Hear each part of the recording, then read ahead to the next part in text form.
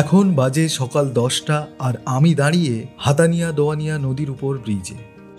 আমার ঠিক সামনে যে রাস্তাটা দেখা যাচ্ছে সেটাই আমাদেরকে নিয়ে যাবে আজকের গন্তব্যে, যেখানে গেলে পায়ের নিচে ভিজে বালি আর সামনের সুবিস্তৃত বঙ্গোপসাগরের শান্ত অথচ স্নিগ্ধ জলরাশি তোমাদেরকে মায়াচ্ছন্ন করবেই।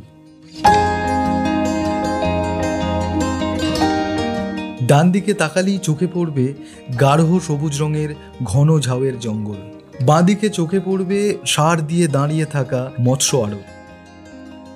মৎস্যজীবীদের ব্যস্ততা, সমুদ্রের ঢেউয়ে নৃত্যরত নৌকা কিংবা বাতাসের ডানায় ভর করে উঠতে থাকা এই শঙ্খচিলের দলগুলো, এরা সবাই তোমাদের দিনটাকে আরও রোমাঞ্চিত করে তুলবে।